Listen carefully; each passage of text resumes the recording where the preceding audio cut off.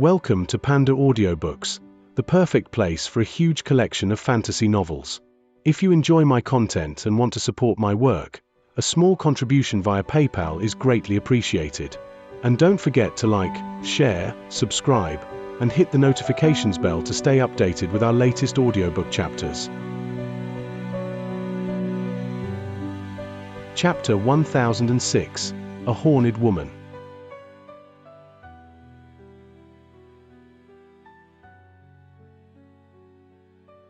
The large-headed eccentric promptly led his group of three, including the disguised elder devil, towards the steps of the devil-suppressing pagoda. The square-faced middle-aged cultivator saluted the scholar before equipping the overflowing sky bracelet. Then, with a blur, he rushed up the centermost steps towards Kunwu Hall. The scholar didn't immediately depart. Instead, he waited until both the eccentric and the square-faced cultivator faded away into the white mist, then turned to an old man at his side. "Esteemed nephew Feng, do we still have any formation tools left over?" The old man respectfully replied, "As per your orders, I've placed down a spell formation at every restriction we've broken. The only one left is the 7-star Myrtle formation that we purchased for tens of thousands of spirit stones." The scholar commanded, "Place it here, and release the 2 vampiric bats and the swarm of tiger wasps into it." "Yes." The old man slapped his storage pouch and took out a set of purple formation flags before walking to the side of the plaza. The scholar then turned to look at the mountain down below. His expression softly wavered as he silently pondered. 2 hours later, they also entered. Far below the mountain, Han Li's party had finally arrived at the Myriad Cultivate Gate. The Yi clan had placed a profound illusion there, powerful enough to trap core formation cultivators for several days at the very least. But when faced against a large number of nascent soul cultivators, it was easily disposed of in only a short amount of time. When they clearly saw the huge decorated archway of the Myriad Cultivator Gate, all their doubts about Kunwu Mountain were dispelled and they grew greatly excited. The ragtag party of cultivators then hastily made their way up the mountain. As a result, they now encountered the other restrictions the Yi clan had placed behind them. This hadn't discouraged them, but only drove them forward. But it was clear to see that with each restriction encountered, they grew ever more powerful. Although the party all possessed great cultivation, they resorted to brute force to break each one and became more delayed. An entire day passed before they arrived at the huge stone hall with the many puppets. Xianxia glanced at the building with a solemn expression. "Fellow Taoists, be careful. I fear it will be troublesome if there are any restrictions present. The party of cultivators ahead of us must be quite wealthy to be in possession of so many sets of formation tools. It's likely that they either belong to one of the 10 great clans or are a faction of equivalent strength." Old Devil Qian coldly snorted and said, "None of those 10 are capable of fielding this many high-grade restrictions, especially the absolute Icefire formation. I am truly curious about the identity of those ahead of us." With a confident tone, Xianxia proclaimed, "In any case, much to our convenience, these people had broken through the restrictions of Kunwu Mountain. Even if they placed a few interim blockades in their place, we will soon overtake them." "I hope that is the case," Old Devil Qian spoke indifferently. With that said, the group rushed into the large stone hall. They saw remains of stone puppets litter the floor, and couldn't help but stop and gander. Xianxia swept his spiritual sense past the stone hall and hesitantly said, "There aren't any fluctuations of a restriction. How surprising, they didn't leave any behind." Old Man Fu chuckled. "This is to be expected. I reckon that those people ran out of formation tools." When the large vagrant cultivator swept his gaze past the hall, he frowned and said, "I've never heard of stone puppets." "They aren't, they're stone spirits. Though a secret technique, demon beast souls were forcefully fused into these statues. This was particularly prevalent during ancient times, but for some unknown reason, it was later lost." The voice belonged to the taciturn Han Li. He was sifting through some of the stone on the ground and examining it. Xianxia glanced at Han Li with an odd glance. "Oh, fellow Daoister knows about such an ancient technique. I just did a bit of probing on puppet techniques. It is a pity that these are all damaged, or I would have been able to research them." With that said, Han Li tossed away the stone in his hand, having it roll several times on the ground. His investigations divulged that the remains of these spirits were made of common stone. They were peculiarly refined, but there were the strange markings of a spell formation carved on their surface. He wasn't able to clearly read them as they were fragmented. If fellow Daoist Han wishes to acquire one intact, he simply needs to look at the collapsed corridors. Perhaps a few survived. One of the cultivators spoke to Han Li with a cheerful voice. When Han Li looked over, he found the speaker to be a middle-aged man with an honest appearance, Master Scatterwind. As he wasn't from the Great Jin, he didn't know about the man's infamy, but he wasn't one to judge by appearance. Han Li smiled and thought to say something when old Devil Qian suddenly shouted, "Evil creature! You're courting death." The Sank Devils then raised their hands and released beams of grey light to a seemingly empty space. With a series of explosions, purple light flared to reveal a four-winged hawk with a lion's head. It was glaring at everyone present. The beast had stealthily arrived nearby at an unknown time and laid eyes on ambushing old Devil Qian's Sank Devils.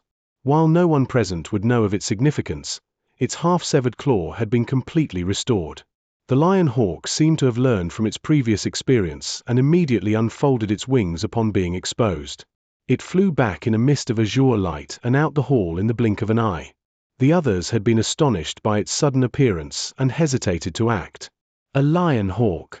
There was such a monster here. Hua Qianqi gasped and wore a gloomy expression. If he was by himself, he feared he would have met a gruesome end. Old Man Fu and Bai Yaoi exchanged a glance of alarm. They already knew that an even deadlier silver-winged night fiend was lurking about. However, they had kept quiet about the matter for their own reasons. The others paled at the sight of this.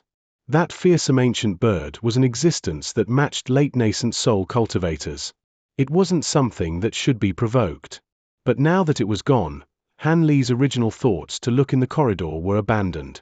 Since the mountain also had a silver-winged night fiend, it was safer to travel together. After leaving the hall, the lion hawk circled down the mountain. After flying for an hour, it arrived beside a massive tree and let out a harsh and howling screech. "I got it. Stop shouting. Did you want me to take revenge for you? It's not like I wanted to do this. After being trapped for countless years, it wasn't easy for me to escape, and I'd rather not provoke more trouble. Furthermore, it seems there are two groups of cultivators, all at nascent soul stage. This won't be easy." These words spoken with the voice of a cracked gong, followed by a flash of green, revealing a 3-meter-wide hole in the tree. A black-clothed woman walked out with an annoyed bearing. She had a wide girth, tan skin, a bun of jet-black hair wrapped around her head, 2 several-inch-long white horns protruding out from her hair, and an appearance that could only be described as hideous. Red light gleamed from her eyes as if filled with anger at the bird screeching. The woman put her hand on his hips and gritted her teeth. "Easier said than done. You were too careless and had half your talon cut off. Why should I take revenge? And didn't the descendants of the 3 masters here trap us here to guard this mountain on their behalf? I don't want to follow their wishes." A man's voice then sounded out, "But if we don't kill them, they will enter Kunwu Hall and take out the 4 spirit medallions there. I fear we may fall under their control." In a flash of azure light, the silver-winged night fiend made an appearance. The woman snorted and indifferently said, "That's if they can. Do you think the restrictions aren't sufficient? The Great North Essence Lights in particular are impossible to deal with. Anybody wishing to enter Kunwu Hall is seeking death." The silver-winged night fiend calmly said, "Fellow Daoist Gui, that isn't certain. The Great North Essence Lights may be fearsome, but they have late nascent soul cultivators amongst them. One of them could have a magic tool that could control it. And don't you want to take this opportunity to take those control medallions? Although we emerged from the spirit prison formation, we still won't be able to take a step outside this mountain."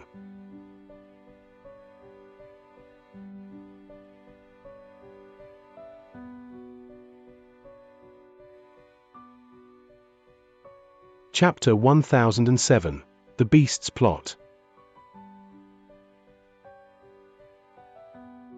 When the horned woman heard the silver-winged night fiend mention the restriction medallions, her expression turned and her voice grew harsh. "The spiritual chi here is perfect. Why would I want to leave? Although I don't know what is happening to the outside world, I doubt I will find a better place for cultivation there. I will stay here until I ascend to the next realm." The silver-winged night fiend frowned. "Fellow Daoist Gui, you should know that the seal is already shattered. You won't be able to continue cultivating here peacefully, and there is no need to tolerate what will happen. Furthermore, we do have a friendship of some sort, so how about we face this crisis together?" The horned woman nodded with a more relaxed composure. "We do have some friendship. You were the refined corpse of a human, and those cultivators nurtured the lion, hawk and I before sealing us in the spirit prison formations. Kunwu Hall has restrictions that are specially put in place to repel us, and we aren't normally capable of going near it. But now there are humans leading the way. So long as we quietly follow behind them, when the time comes, it will be easy for us to both acquire our restriction medallions and dispose of them." The horned woman's heart stirred, but contrary to how she felt, she snorted and coldly said, "You speak of it as if it were as easy as that. There are many of them present, even some late nascent soul cultivators. You even mentioned that there was a particularly troublesome cultivator who possessed a divine spirit treasure. When the time comes, we might be putting our own head on the platter. I would loathe being imprisoned once more. Wouldn't it be better to ignore those restriction medallions and sleep in the depths of the mountain spirit veins for 1,000 years? By then, even if they acquired the medallions, they won't be able to bother us." The night fiend seemed to have lost his patience and sullenly said, "Don't forget, fellow Daoist Gui, I am quite skilled in earth movement techniques." The woman icily leered at the silver-winged night fiend. "What do you mean?" "It's quite simple," the night fiend indifferently said. "If my restriction medallion is seized by the humans, they can ask me anything I know. Do you think that they will let go of the demon core of a grade 10 vast cliff tortoise?" The woman scowled in annoyance. "Fine, how about we hide together then?" The night fiend bluntly spoke. "I cannot forego a great opportunity like this one. I cannot stay on this damnable mountain. Without Yin Moon essence, I will eternally be unable to evolve into a gold-clad lunar corpse." The woman snorted and suddenly jumped a meter into the air, shouting, "Are you threatening me?" With a wave of his wings, he chuckled and coldly said, "I'm not threatening you. Fellow Daoist Gui needs to come to a decision. Don't forget that you owe me a favor as well. Don't you remember when the ancient cultivators placed a berserker curse on us to seal our intelligence? Were it not for the clear void pill I split with you, you would have become bloodthirsty and violent rather than take on the form you have today." "Of course, I remember." When she was reminded of the berserker curse, her arrogance nearly disappeared. After a moment of silence, she sighed once more. "We shouldn't forget about the fourth guardian that should have teleported here too. We still haven't seen it, nor do we know its form. If we can all join hands, I will consider it." The night fiend shook his head and said, "I've already looked all over, but I haven't found the location of the fourth spirit prison formation, nor any trace of a demon or ghost. Perhaps the fourth guardian wasn't very lucky and had already passed away. After all, it didn't have a clear void pill to hold back the curse. The possibility of surviving after running rampant for this many years doesn't seem very likely. And even if it managed to survive, we don't have any more time to look for them." When the woman heard this, her expression wavered. A moment later, she let out one more sigh, having come to a decision, and affirmed with a clear tone, "Since you raised the matter of the clear void pill, I will assist you this one time. But, after we acquire our restriction medallions, we will immediately leave. I don't want to stay on this cursed mountain. I want to find an uninhabited place where I can peacefully cultivate." "That will do. So long as we have freedom, we can cultivate anywhere in this world." The night fiend smiled. As the vast cliff tortoise was a fraction stronger than he, she would prove to be of great assistance. Maintaining a calm exterior, the horned woman then said, "But before we take action, we will need a plan. Since they know that two of you exist, we will need to be careful and not get caught into any of their traps." "Naturally." The night fiend agreed without any hesitation. As for the lion hawk, it raised its head and let out a caw. The three beasts had a quiet discussion by the huge tree, and after the time it took to finish a meal, they soared into the sky and flew in the direction of the stone steps. In the blink of an eye, they disappeared from sight and left only wind in their wake. But not long after, another large tree nearby suddenly shook and quickly shrank. Green light shined in a barrier around it, and protrusions emerged from its surface to reveal two large verdant eyes. The eyes were as shiny as glass and looked around, emotionlessly glancing in the direction that the three had disappeared. It was truly inconceivable. A beast was able to hide itself near three high-grade existences. After its eyes looked at the sky for a long while, green flashed from around it along a gust of wind, and the tree disappeared into the ground. After Han Li and company spotted the lion hawk, they quickly flew out of the stone hall. After they emerged, they quickly noticed a restriction preventing flight, and all fell to the ground. Much like those before, they also rejoiced upon finding this, as it meant they had finally arrived at an important place on Kunwu Mountain. What's that? Bai Yaoi glanced at the stone stairways in the distance with complete shock. The others quickly followed her gaze and discovered the winding stone stairs flanked by a huge verdant forest. The forest was densely filled with huge purple bamboo stalks and covered an area as far as the eye could see, completely concealing the white jade plaza from view. The bottom of the forest was filled with a faint purple qi that emitted an astonishing spiritual pressure, enough to cause the cultivators' hearts to tremble. Xianxia examined the scene and solemnly said, "The restriction seems to be vastly superior to the absolute icefire formation. This should be the last one. Once we break through, we'll be able to pursue them without pause. In that case, what are we waiting for?" Old Devil Qian let out a wild cackle, and the Sanct Devils shined before shooting into the forest. Xianxia hesitated for a moment before following after and leading the sacred poison sect elders into the purple forest. "Let's go as well." "Yi! Brother Han, what are you doing?" Just as he was about to set off, he saw Han Li wear an unsightly expression and paused in alarm. With a deep breath, his face returned to normal. "It's nothing. Let's go." Then with a blur, he leaped 10 meters into the air without another thought. The old man stroked his chin. Although he felt somewhat doubtful, he that knew now wasn't the time and quickly followed after him. Unbeknownst to Old Man Fu, the bamboo cloud's warm swords within his body had all trembled, signifying that the elder devil was present on this mountain. He wasn't able to stop himself from grimacing afterwards. Could it be that the elder devil is with the parties of cultivators ahead of us? How did that he onto this mountain? And what sinister designs does that devil have in coming here? As a string of thoughts rapidly flooded Han Li's mind, he was thrown into turmoil. With the Triflame fan and the late nascent soul stage puppet, he wasn't particularly fearful of the elder devil, but it was truly too strange of a coincidence for it to make an appearance here. His encounters with the elder devil were still fresh in his mind, and he felt a deep sense of foreboding. At that moment, Old Devil Qian arrived in front of the forest and released streams of grey glacial from the Sanct Devil's hands. In response, the bamboo forest let out a series of hums, and 7 pillars of purple light shot out from various areas into the sky. The purple qi within seemed to have come to life and resisted the grey glacial qi in a wave, as if they were two beasts trying to rend each other apart. Afterwards, the sacred poison sect elders and the group of vagrant cultivators quickly arrived and unleashed their own attacks to the formation without hesitation, brightly lighting up the air around them. As for Han Li, he silently spat out several flying swords and joined in the assault as he wondered on other matters.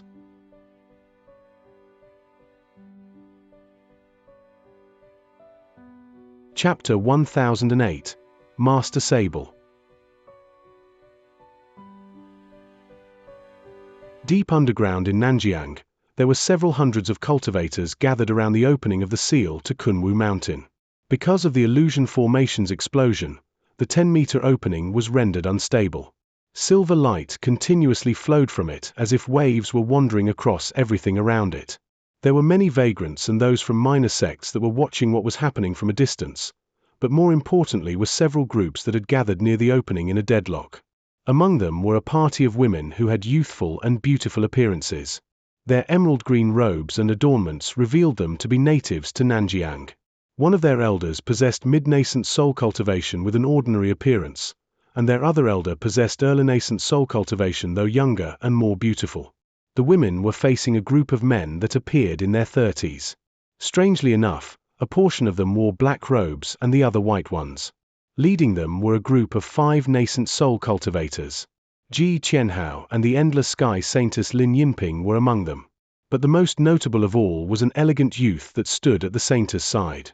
From his spiritual chi fluctuations, he was clearly a late nascent soul cultivator. He was the Endless Sky Plane's Grand Immortal Shu.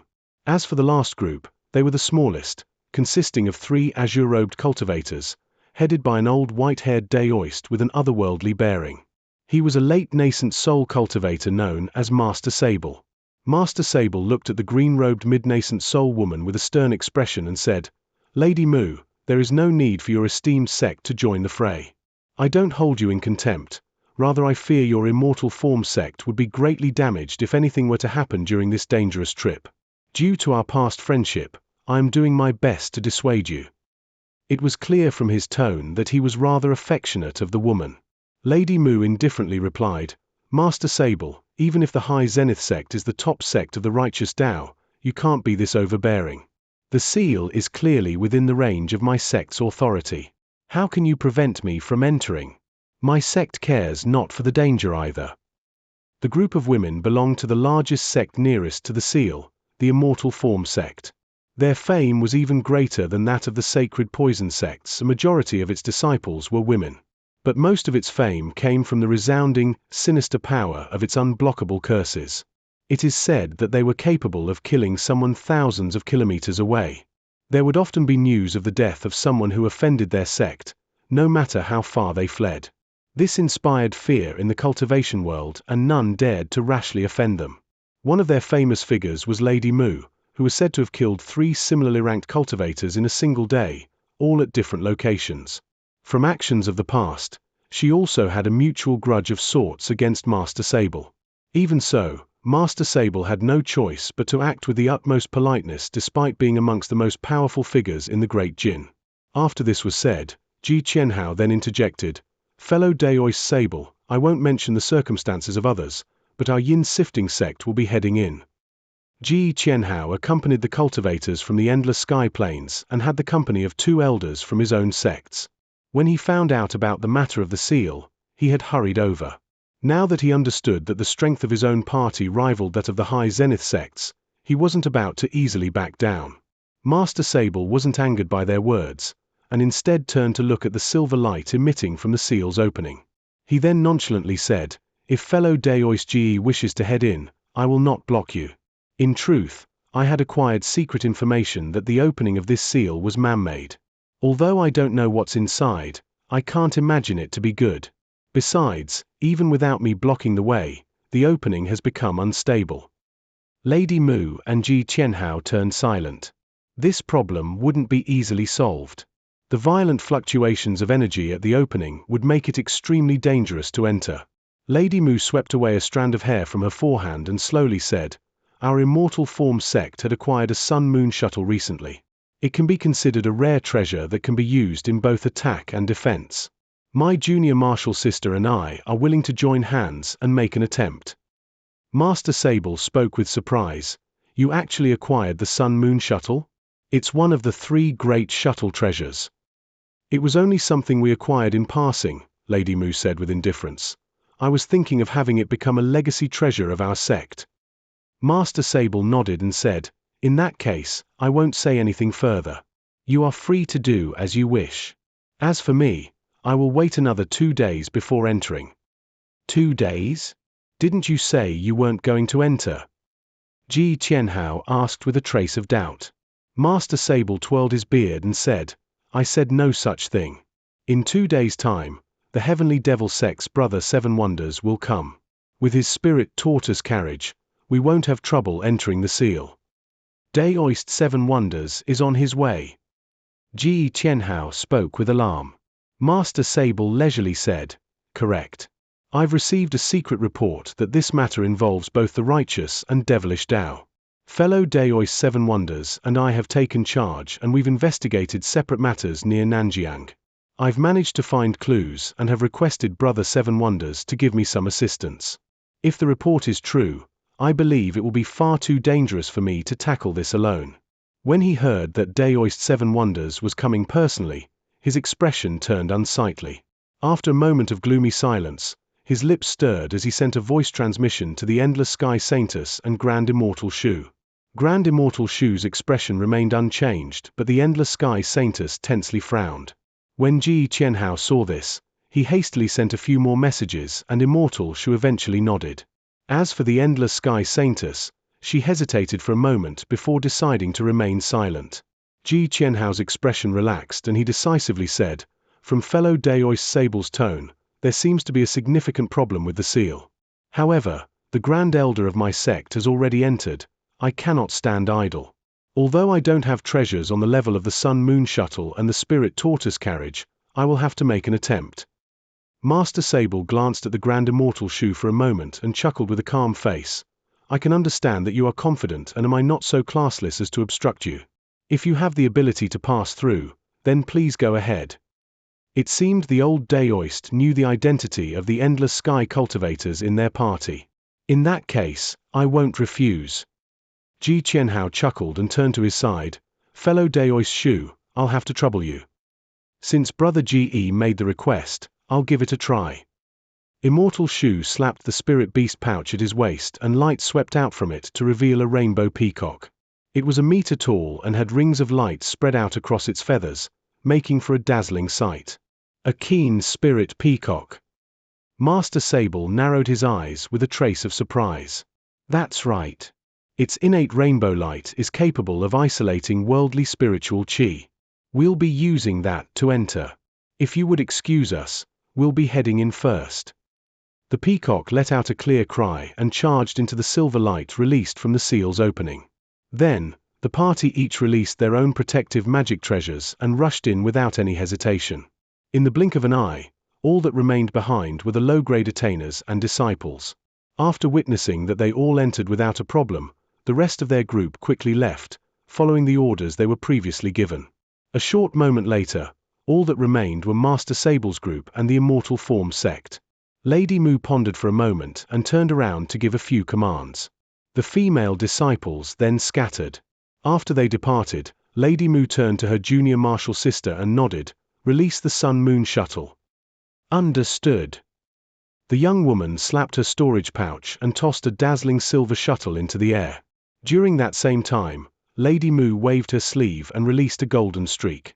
Suddenly, the silver and golden streaks flew out and interweaved through the air before fusing as one, turning into a huge 3-meter-tall gold-silver shuttle that possessed an astonishing aura. "Go!" She let out a shout, and soon after, the two women streaked forward and disappeared into the huge shuttle. It then glowed and twirled through the air before shooting into the seal opening. Master Sable wore an odd expression after seeing them enter and muttered, "Despite what I've said, you still insist on entering. Don't blame me if anything happens to you."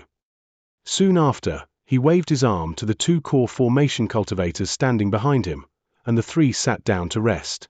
With a late nascent soul cultivator guarding the opening, the others in the distance wore an expression of dismay. At the top of Kunwu Mountain in the gloomy air, an incredibly huge object floated motionlessly in the air. There were countless restriction talismans slapped on top of it, in addition the dense coils of chains restraining it. These talismans all glowed with great radiance, revealing themselves to all be vastly powerful. As for the chains, they shined with a black light and faintly seeped traces of blood.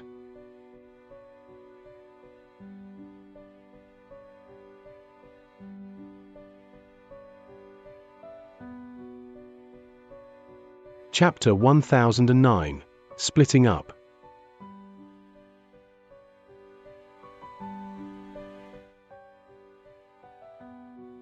In addition to the talismans and chains, there were over 1,000 palm-sized mirrors surrounding this gigantic object. Each one reflected yellow beams to weave together a strange spell formation enveloping it. All of the surrounding space was filled with endless layers of cascading restrictions, radiating the air with faint light. The object itself had the shape of a small mountain and showed no signs of change. If it weren't for the faint rise and falls of the surface, one would have believed it to be dead. Contrarily, there was a whole other world right next to it. This world was verdant and brimming with plants of all kinds, not to mention the choking spiritual chi. And at the very center, there was a beautiful palace a kilometer wide. From a distance, it appeared to be completely barren.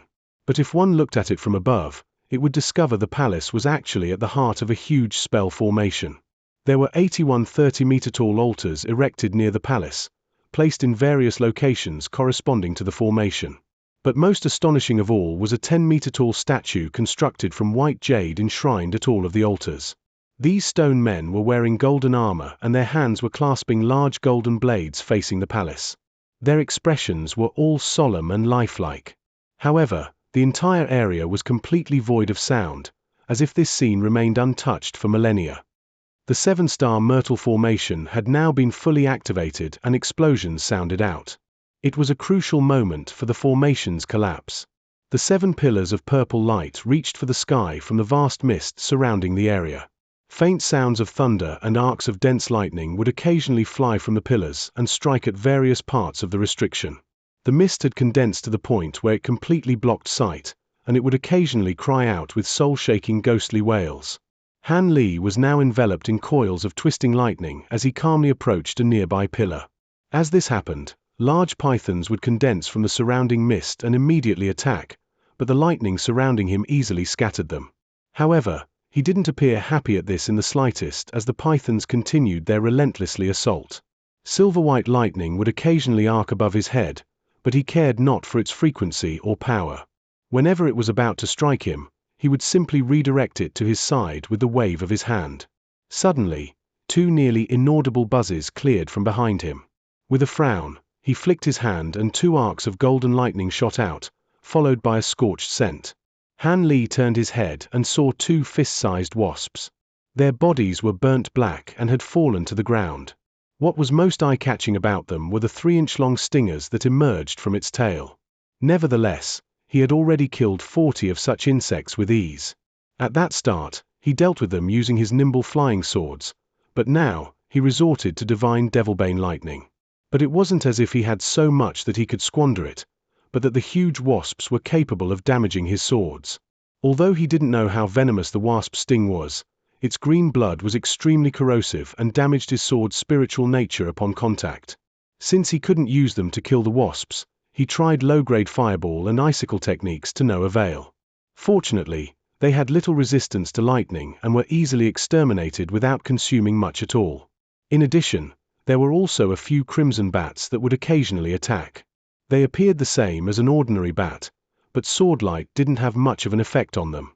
He was only able to cleave through them with the actual edge of his swords, and even then, their flesh resisted for a moment before, much to Han Li's shock. His bamboo cloudswarm swords were incredibly incisive after being infused with auric essence. The fact that there was even a delay before his sword could cleave through the bats were a testament to their hardiness. But in any case, these wasps and bats were rarely seen spirit beasts in the world and were incredibly hard to train. It was clear it took some effort into nurturing them, but without anyone controlling them, not even half of their potential strength was displayed. It seems the cultivators ahead of them were paying great costs in order to delay them. As these thoughts appeared through his mind, he arrived about 30 meters away from the pillar of purple light and could soon destroy it. But then, a huge purple bamboo at the entrance of the spell formation suddenly made a reappearance around the pillar. They rapidly grew all around him, engulfing him in a dense bamboo forest. The pillar of light that was close by had completely disappeared. Han Li couldn't help but smile at the appearance of the illusion restrictions. So long as he didn't encounter a top-grade illusion like earlier, it wouldn't be enough to stop him. Blue light flashed from his eyes and the purple bamboo faded away to reveal the pillar of light that was originally there. Then with a wave of his sleeve, 8 flying swords shot out and circled in the air before letting out a clear ring. In a flash of light, a dense sword streak cleaved through the bottom of the pillar. With a huge explosion, the base of it disappeared. At nearly the same time, the purple bamboo forest surrounding him had completely disappeared, exposing over 400 meters of white jade brick floor. Han Li took a glance at it and unconsciously raised his brow. He looked at the rest of the purple mist in the distance, seeing that only 3 pillars still shined. It appeared that 3 others had been one step ahead of him. After a moment of thought, he took out a spirit stone and sat down, showing absolutely no interest in the other pillars. As he recovered his magic power, he took this opportunity to properly collect what he would do when he encountered the Elder Devil. Currently, there were many powerful cultivators gathered here with just as many monsters lurking nearby. Even with the Grand Puppet and Tri-Flame Fan, he could lose his life in a single moment of carelessness. After some thought, Han Li slapped his storage pouch and took out a rectangular brick that glowed with blue light. It was a reduced form of the crystalline slab he found in the stone stele earlier. The item was impeccably concealed. He had examined the stele for a long while and hadn't discovered what laid inside. If it weren't for the armored earth dragon's innate ability to find treasures, he would have completely missed it. The crystal slab's body was strange enough and clearly refined from a single kind of unknown stone. Without spiritual power, it was incredibly heavy, but with it was as light as a feather. But what most attracted his attention was the unknown ancient characters inscribed on the surface. Despite the many records Han Li read in the past, these letters were something he had yet to encounter. Even so, he was able to recognize from the strokes and form that they came from an age even before what was commonly known as ancient times. It was an almost prehistoric treasure. After examining the crystal brick for a while longer, he sighed and put it away. At that moment, there were 2 explosions that came from the distance. 2 more had been destroyed. As for the last one, it faded away on its own without any intervention. After the purple mist completely disappeared, the others came into view. Old Devil Qian's furious voice then sounded out, "Where are those sacred poison sect elders? They actually dared slip past us." Han Li swept his gaze around and confirmed that they had all disappeared. The large man from the group of vagrants angrily shouted, "Not only them, but that scoundrel Scatterwind disappeared as well. I knew he was planning to con us ever since he urged us to come inside." Bai Yaoi sighed and pointed forward. "It is no wonder they shook us off. Take a look at our front." The others looked around and discovered the dozen of staircases that all led in differing directions. Old Man Fu frowned and said, "It seems that these cultivators felt they could handle themselves and slipped away, intending to monopolize something." Old Devil Qian rapidly calmed himself and snorted, "So it was like that. Then I will be acting alone. Anyone who dares to stop me will meet with death." Afterwards, the Sank Devils blurred and revolved around the jade tablets marking the destinations of the stairs. After reading it once through, they combined together and rushed up the stairs towards Kunwu Hall.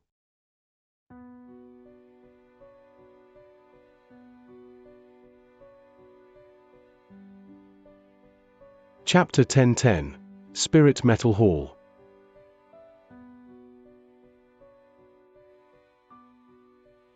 When they saw Old Devil Qian take off, the 4 vagrant cultivators betrayed shock from their faces and began to apprehensively whisper amongst themselves.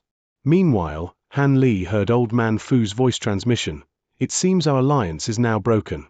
What does Brother Han plan on doing?" Han Li glanced at the old man and muttered to himself for a moment before sending back a reply. "There are many paths ahead, and I plan on going alone. So long as you don't take any of the locations with particularly impressive names, there shouldn't be any danger of meeting the others." After a moment of silence, the old man wryly smiled. "I see. However, I wouldn't dare to go alone and will be traveling with fellow Daoist Bai. I have no hope of surviving an ambush against the silver-winged night fiend or the lion hawk." Old Man Fu had no complaints. After all, with so many searching for treasure, there wouldn't be enough for those who took the same path. As Han Li's abilities were far beyond theirs, it was better for him to act alone. As they deliberated on what to do, the large man from the vagrant cultivator called out from the side and shouted, "Fellow Daoists, we're going first." The 4 vagrants split in 2 and traveled up different stairways before fading into the fog. Soon, Old Man Fu and Bai Yaoi finished discussions and bid Han Li a word of farewell. The 2 then picked a stone stairway and sped up it with body lightning techniques. Han Li was now the sole person remaining behind. After looking around and observing the vast emptiness, he smirked and swept his eyes towards the stone tablets. Apart from the areas with important names such as the Devil Suppressing Pagoda and Kunwu Hall, the other paths shouldn't have been chosen. He stood in front of the stone tablet naming the locations each stairway led and muttered, "Bright Mind Pavilion, Fortune Cloud Hall, Jade Hook Pond, and Spirit Metal Hall. Are all these locations related to tool refinement?" Although he knew that Kunwu Hall and Spirit Treasure Pavilion were likely to have important treasures, he wasn't interested in risking his life in contention with other powers. Since he's already acquired the nascent cultivating pill, it'd be best to take the safest route. With that in mind, he felt that the spirit metal hall should most likely be left alone and blurred up the stone steps at the very back. Not long after he disappeared, yellow light glowed from the center of the plaza to reveal the silver-winged night fiend, the horned woman, and the lion hawk. The night fiend turned to look at the stairways and slowly said, "We can only use earth movement techniques up to here. We will activate the underground restrictions otherwise."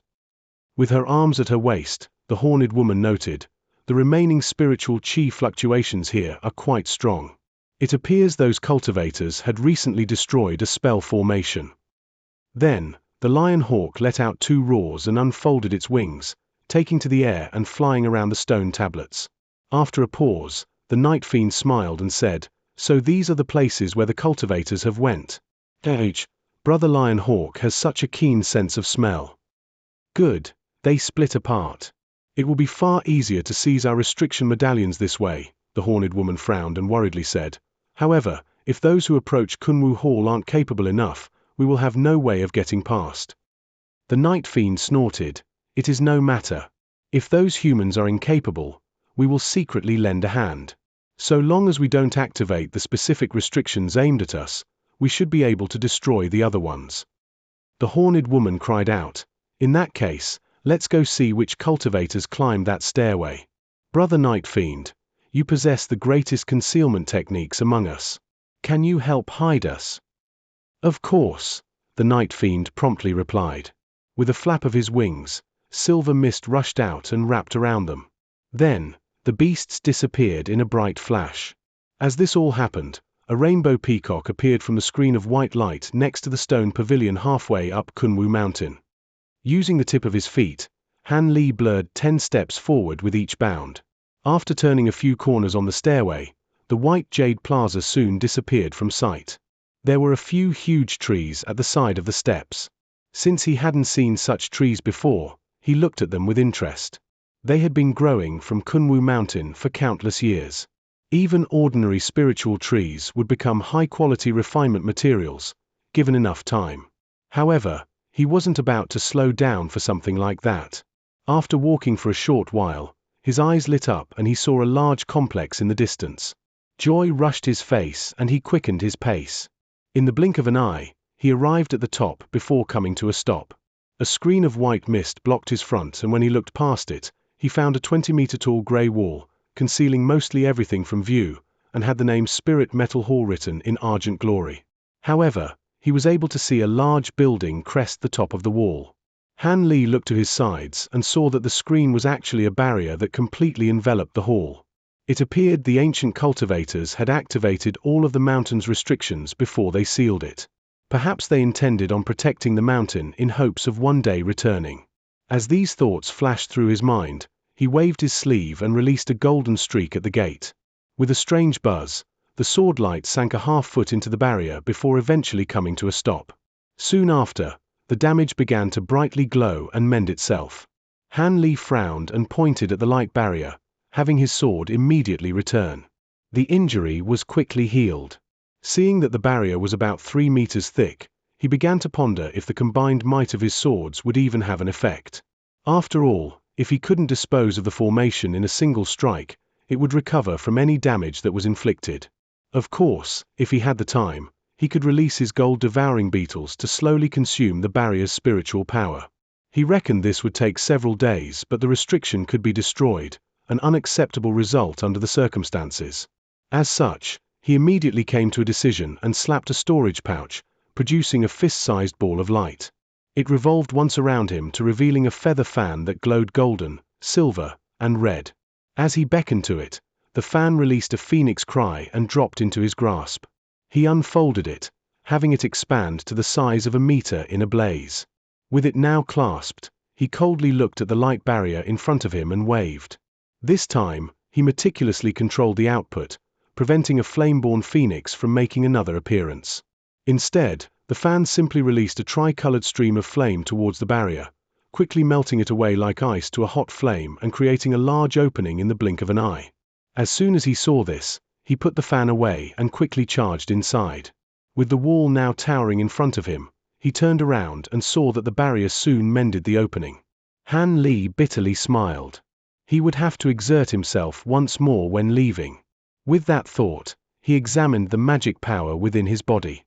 Although he had controlled the fan to use less than half its might, it still consumed a third of his magic power. He shook his head and turned to walk around the stone wall. The buildings he found at the front were all constructed the same, 30 meters tall with 2 floors. He casually walked into the nearest one and found that it was completely bare apart from some furniture. It appeared to be a place for rest. Even if this room once possessed the personal items of ancient cultivators, they were all put away when they evacuated. Although Han Li had already somewhat anticipated this, he couldn't help but sigh. Having seen this, he didn't hold much hope for the other buildings, and as he expected, they had nothing there. When he moved on to look through a few stone buildings that looked like warehouses, he also found that they were completely void. All racks, tables, and chests were completely bare.